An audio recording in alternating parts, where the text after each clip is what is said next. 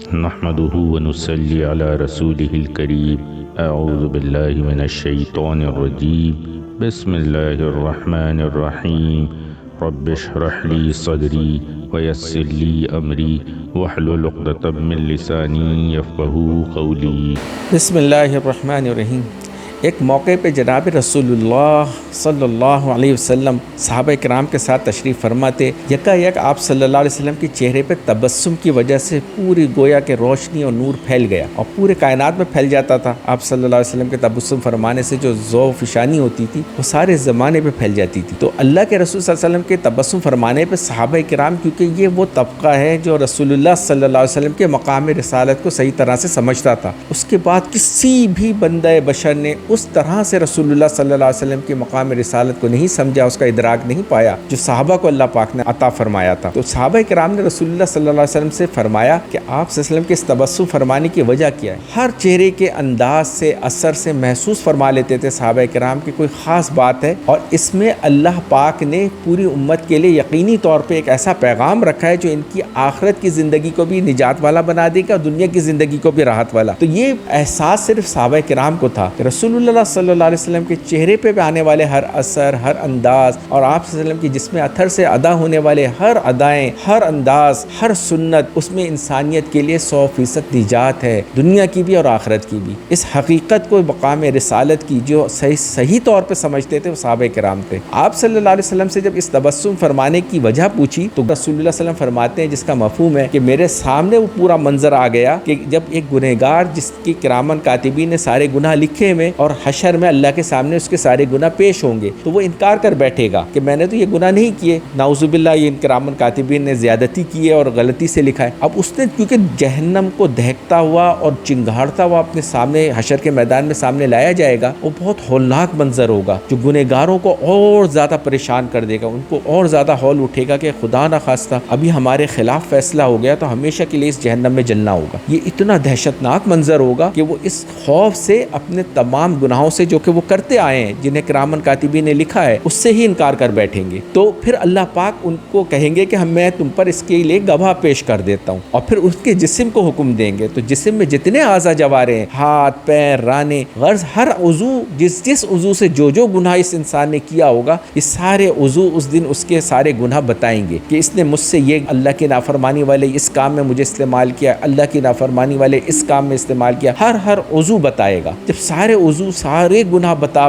دیں گے اور اس کی گواہی مکمل ہو جائے گی تو اس کے پاس اب کوئی چارہ نہیں بچے گا کہ اللہ کے آگے کوئی حجت پیش کر سکے، تو یہ اللہ کے آگے بے بس ہو جائے گا، اور پھر اپنے عضو کو مخاطب کر کے کہے گا کہ میں نے تو تمہیں راحت پہنچانے کے لیے، تمہاری خواہشات پوری کرنے کے لیے، نفس کی خواہشات کے لیے سارے گناہ کرتا ہے، اس کو لذت پہنچانا مقصود ہوتا ہے، تو اسی وجہ سے تو میں نے یہ سارے عمل کیے، یہ سارے کام کیے جن کی سے جسم کو راحت پہنچتی ہے، لذت ملتی ہے، مزے آتے ہیں، تو تم ہی میرے خلاف گواہ بن گئے، تم ہی اللہ کے بارگاہ میں میرے خلاف گواہ اور مدعی بن گئے۔ تو اس پر وہ سارے اعضاء کہیں گے کہ ہم تو یہ نہیں چاہتے تھے، یہ تو ہم تو اس رب کی طرف سے تیرے فرما بردار کیے گئے تھے، اگر تو انہیں چاہتا تو اللہ کی اطاعت پہ استعمال کر سارے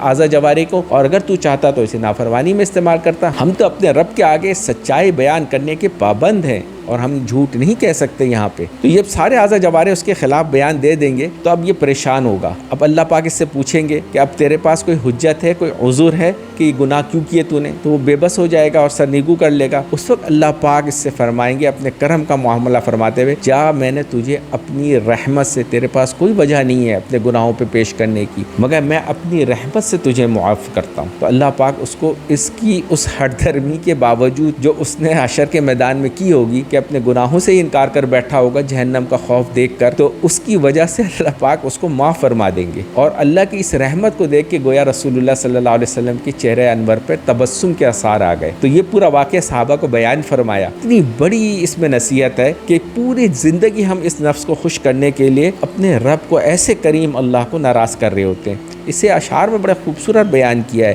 میری ذات ذرہ بے نشاں تو حریم جلوہ ناز میں، کبھی غیریت کے حجاب اٹھا، کبھی آ نظر تو نماز میں، کہ ہزاروں سجدے تڑپ رہے ہیں میری جبین نیاز میں۔ اس کے جواب میں اللہ کی طرف سے ایک جواب ہے اشعاری میں، تیرا قلب پارے سنگ ہے اسے ضرب عشق سے کر فنا، تیرا قلب پارے سنگ ہے اسے ضرب عشق سے کر فنا، بنا کاش قلب کا آئینہ جو تو چاہے حق کا معائنہ، تو بچا بچا کے نہ رکھ اسے، تیرا آئینہ ہے وہ آئینہ، جو شکستہ ہو تو عزیز تر ہے نگاہ آئینہ ساز میں۔ یہاں پہ یہ قلب سے مراد وہ نفس ہے جس کی خواہشات پوری کرنے کے لیے انسان جو ہے نا پوری زندگی لگا ہوتا ہے، اور آخر میں اس کو نجات کیسے ملے گی۔ یہ جو پورا واقعہ ہے حشر کے میدان کا، جس میں رسول اللہ صلی اللہ علیہ وسلم نے تبسم فرمایا کہ انسان اپنے نفس، اس قلب کو، یہ ایسا سخت ہے کہ ہمیشہ اللہ کی نافرمانی کے ساتھ، ہمیشہ اللہ کی نافرمانی کی طرف انسان کو اکساتا ہے، اور بڑی سختی کے ساتھ انسان کو اللہ کی پیدا کرنے والی اس عظیم کریم ذات کی نافرمانی پہ کھڑا کرتا ہے۔ تو اس کی سختی کو توڑنے کا حکم دے رہے ہیں اللہ پاک، کہ جو نافرمانی پہ سخت ہوا ہوا ہے تیرا نفس، یہ پارہ سنگ ہے، پتھر کی طرح ہے، بنا کاش قلب کا آئینہ، اس قلب کو میرے احکام پورے کرنے کے لیے انہیں کاش کاش یعنی ٹکڑے ٹکڑے کر دے، یعنی اس کو کچل دے۔ نفس کو تو کچلے گا تب تو میری ذات کو اور میرے ذات کا عرفان اور اس کی حقیقت کو پا سکے گا۔ یہ اللہ پاک کی طرف سے جواب دے رہے ہیں اشعار میں جناب علامہ اقبال رحمۃ اللہ علیہ۔ بنا کاش قلب کا آئینہ جو تو چاہے حق کا معائنہ، تو بچا بچا کے نہ رکھ اسے، تیرا آئینہ ہے وہ آئینہ۔ یہ جو دل کی خواہشات ہیں نا، اس کو آئینے سے تعبیر کر رہے ہیں کہ یہ اس کو بچا بچا کے نہ رکھ، یہ وہ آئینہ، یہ دل، کہ اس کو میرے حکم پہ جب تیرے نفس کو کچلا جائے گا، اسے توڑا جائے گا، تبھی تو حق کا معائنہ کر پائے گا، اور یہ اللہ کی نظر میں تیرا دل اور زیادہ مقرب ہو جائے گا اور اللہ کے یہاں عزت والا بن جائے گا۔ اور نفس کو کچل کر اللہ کے احکامات پورے کرتا ہے، تب اللہ کی ذات کا عرفان اور اس کی ذات کا جو ادراک ہے وہ حاصل ہوتا ہے اس قلب کے اوپر، اور اللہ کی یہاں اس کی عزت بڑھ جاتی ہے۔ اسی واقعے کو کیا خوبصورتی سے علامہ اقبال بیان کر رہے ہیں، جو حشر کا پورا واقعہ رسول اللہ صلی اللہ علیہ وسلم نے بیان فرمایا، پورا منظرنامہ، کہ ہوئے حشر میں راز فاش سب، جو ہر ایک عضو کو زباں ملی، میرے جرم ہائے سیاہ کو خلق دیکھ رنجہ بجاں ہوئی، میں یاس میں پھرا چار سو، نہ کسی نے جہاں میں پناہ دی، نہ کہیں جہاں میں اما ملی، جو اما ملی تو کہاں ملی، میرے جرم خانہ خراب کو تیرے عفو بندہ نواز میں۔ جو بندے پہ خاص تیری نوازش ہے، اس کی وجہ سے تو معاف کر دے گا، وہاں مجھے پناہ جا کے ملی۔ میرے سارے راز فاش ہو گئے تھے، میرے سارے اعضا جوارے نے اللہ کے آگے سارے گناہ کو جو ہے اقرار کر کے مجھے جو ہے بالکل بے نقاب کر دیا تھا، اور پھر میری اوپر جو رحمت کی نظر پڑی، مجھے کسی مخلوق سے کوئی مدد نہیں مل سکی، پھر مجھے میرے رب سے ہی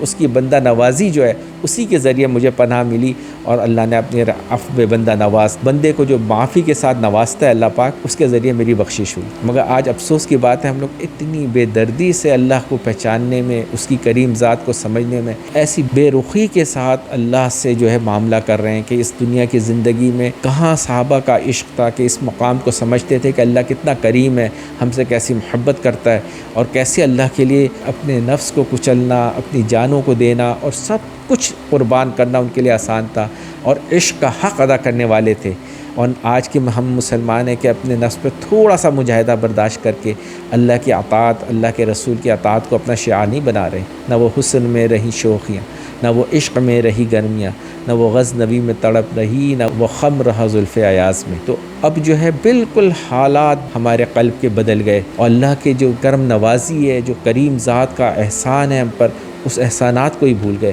اللہ پاک دوبارہ سے ہمیں وہ عشق کی گرمی عطا فرمائے جو اللہ کے ذات سے صحابہ کو تھی، تابعین کو تھی، اور اہل ہمارے اسلاف کے جتنے اکابرین گزرے ان کا جو اللہ تعالیٰ سے تعلق اور معاملہ تھا، اللہ پاک ہمیں بھی وہی تعلق، وہی معاملہ اللہ تعالیٰ سے عطا فرمائے۔ وما علینا الا البلاغ المبین۔ اس چینل مرشد روبل خان کو سبسکرائب کیجیے اور اپنے فیملی اینڈ فرینڈ زون میں اسے شیئر کیجیے۔ دین پر عمل کرنا ہی ہماری ذمہ داری نہیں، بلکہ اسے دوسرے لوگوں تک پہنچانا بھی ہماری ہی ذمہ داری ہے۔